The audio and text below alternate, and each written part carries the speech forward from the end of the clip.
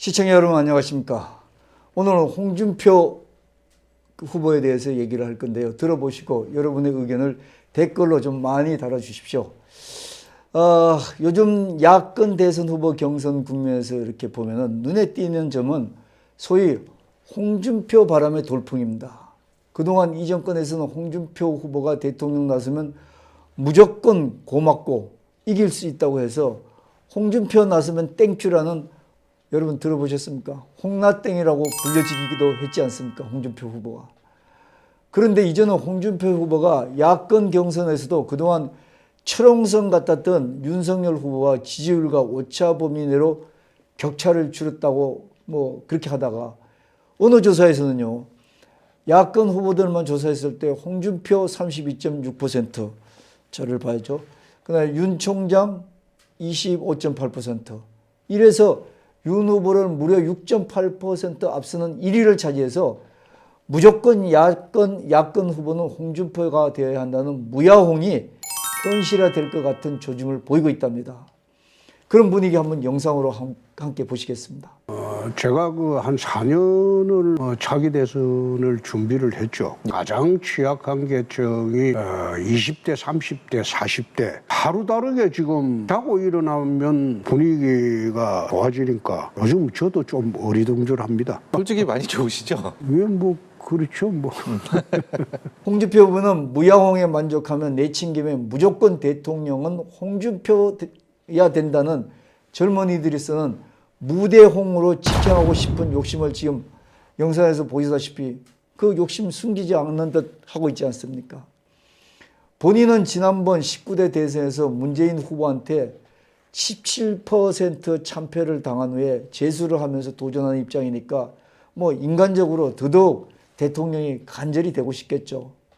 그래서 여권의 지지율 1위 이재명 후보까지 이제는 나서가지고 홍 후보 자서전에 여러분들 잘 아는 그 대지발정제 얘기 쓴 거 있지 않습니까? 그거 가지고 또 말도 잘 붙였어요.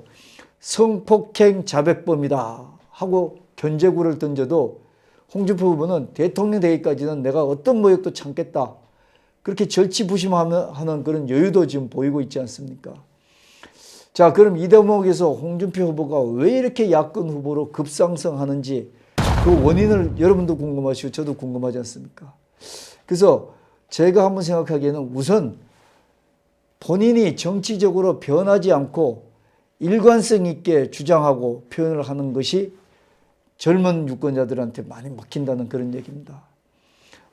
이번에 국민의힘 내부 경선 룰을 정할 때는 이때까지 여론조사 시에 역선택 방지 조항을 넣자고 그렇게 주장을 하다가 이번에는 자기 문제가 끼어서 그런지 반대를 했지만 그거는 야권 내부의 문제로 축소해보면 아무것도 아닐 수 있다고 본 거죠, 홍 후보는. 아무튼 홍준표 후보가 국민을 상대로 공약이나 주장을 한 거 보면 자기가 주장하던 걸 잘 바꾸지는 않는 것 같습니다. 예를 들어 이게 그 19대 대선 때 주장한 이슈인 사법시험 부활, 사형제 부활 같은 이런 그 이슈가 이번 선거는 또 이슈를 잘 먹히고 있는 이유가 무엇이겠습니까? 영상 또 한번 보시면서 한번 생각해 보시죠. 대통령 되면 이런 X는 사형. 국민의힘 홍준표 후보가 페이스북에 쓴 글입니다. 대통령 되면 이런 X는 사형. 여기서 이런 X는 20개월 된 여자아이를 성폭행하고 살해까지 한. 나는 사법시험 제도를 존치해야 된다고 주장을 하는데 지금 로스쿨 제도는 이 잘못된 제도입니다. 의견이 분분하지 않습니까? 여러분은 사법시험 부활과 사형제 부활, 여러분들은 또 어떻게 생각하십니까? 한때는 이 사법시험 부활이라는 것은 국민들이 비용을 적게 들여서 법적인 도움을 많이 받기 위해서 변호사가 많아야 되기 때문에 사법시험을 폐지하고 로스쿨을 만드는 게 좋다고 국민들도 대부분 찬성하지 않았습니까? 그런데 요즘 젊은이들은 이 정권이 로스쿨에 입학하는 학생들이 권력과 돈 있는 집 자식들만 들어가는 제도로 보여지기 때문에 공정하지 못하기 때문에 부모 찬스를 못 받는 젊은이도 개천에서 용날 수 있다는 사법시험 제도로 부활을 시켜서 자기네들도 좀 세상 사는데 기회를 가지고자 이런 주장을 한다는 것입니다. 사형제 부활도 또 마찬가지 아니겠습니까? 인권을 크게 여기는 현 시대에 사는 사람들이라면 아무리 죽을 죄를 졌더라도 사람의 목숨을 중요시해야 한다는 사형제 폐지가 일반적인 여론이 될 것 같은데 하도 도덕적으로 정리가 안 되는 범죄가 요즘 자주 나오는 현실이 문제고요. 또 이 정권은 어줍지 않게 인권 존중 운운하면서 자기는 필요할 때만 인권을 갖다가 붙이지 않습니까? 그러다 보니까 가단성 있게 사회 질서를 바로잡는 방법으로 사형제도 부활을 주장하는 홍준표 후보한테 매력을 느끼는 것 같습니다. 뭐 이외에도 여권의 유력 후보 이재명 후보의 그 후한무치한 인간성과 도덕성 문제가 제기되는 그런 상황 아닙니까? 그러다 보니까 홍준표 후보한테는 반사이익이 되고 있는 것 같습니다. 같은 이유로 이 정권이 맞짱 상대로 가장 부담을 느끼는 야권 선두 주자가 누구겠습니까? 바로 윤석열 후보 아니겠습니까? 그러니까 이 윤석열 후보를 전 정보기관과 정치권, 언론이 다 동원해서 죽이기를 하고 있지 않습니까? 영상 보시면 이 정권이 전체가 나서서 윤석열 죽이기에 올인하고 있는 분위기를 여러분들도 좀 이해하실 수 있으실 것 같습니다. 윤석열 캠프는 박 원장을 국정원법과 공직선거법 위반 혐의로 고발하겠다고 예고한 상태입니다. 민주주의를 위험에 빠뜨리는 대단히 중대한 선거 개입 행위라고. 국민의힘 역시 조 씨와 박 원장의 특수관계를 부각하며 총공세에 나섰습니다.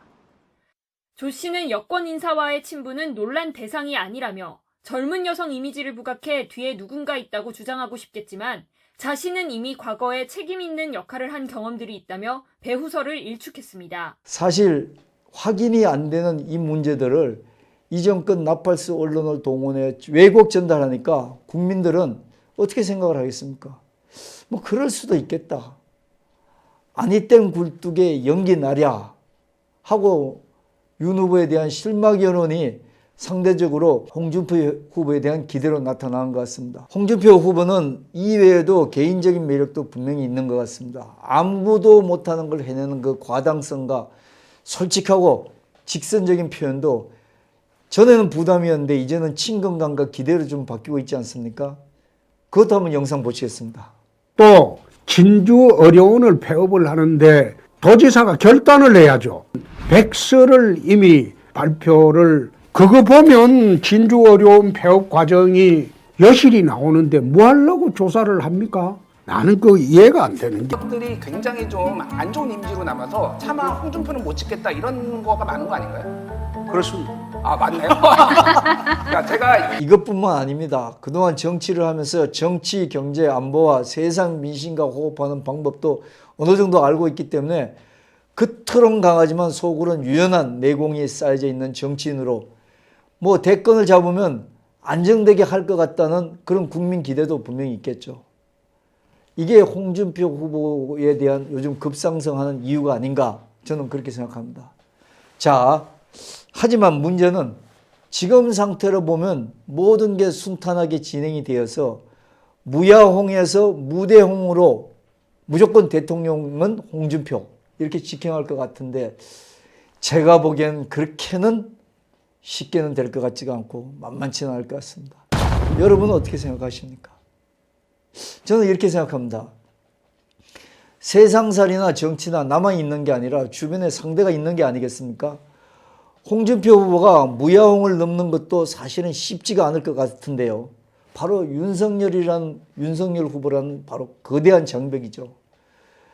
여론조사에서 야권 유력 후보하고 경쟁력에서 윤석열 후보는 이재명, 이낙연 후보 등등한테 1대1 경쟁에서 이기거나 뭐 밀리지 않습니다.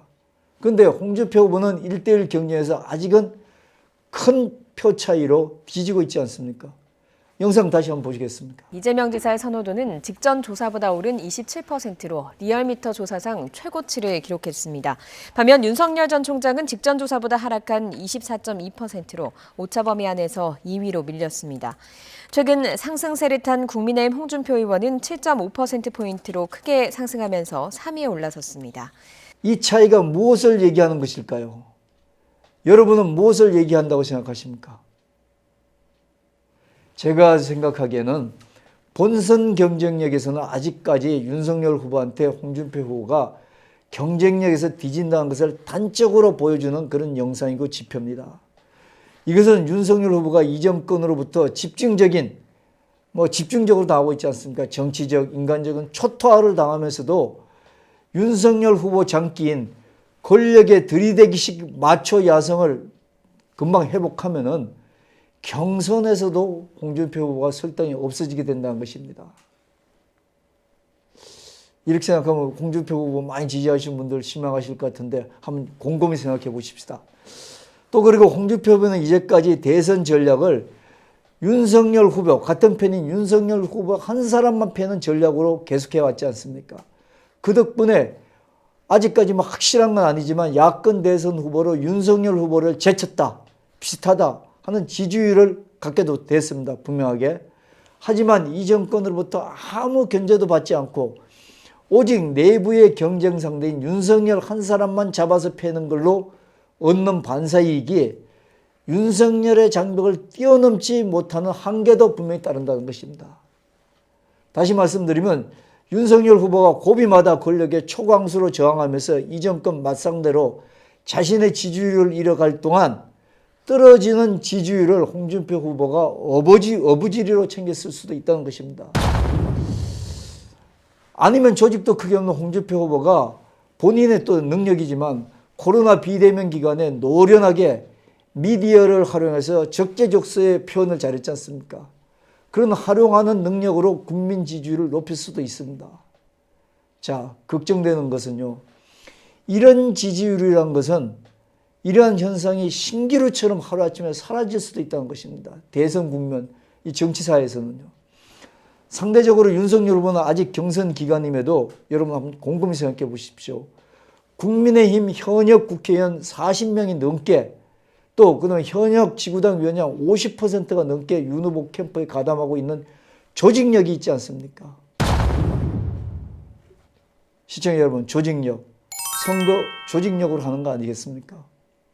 적어도 경선에서 독고다이로 혼자 사는 홍 후보는 이 가공할 만한 조직력을 뛰어넘을 수 있는 비책이 있어야지 무야홍도 이룰 수 있고 무조건 대통령은 홍준표라는 꿈까지 이루어지는 거 아니겠습니까? 여러분, 선거는 찍어주는 유권자들에 의해 결론이 나는 거 아니겠습니까? 그렇지 않습니까? 여러분은 홍준표 후보의 비책이 뭐가 있을 것 같습니까? 한번 생각해 보십시다. 좀 안타까운 마음에서 드리는 글입니다. 댓글 부탁합니다. 감사합니다.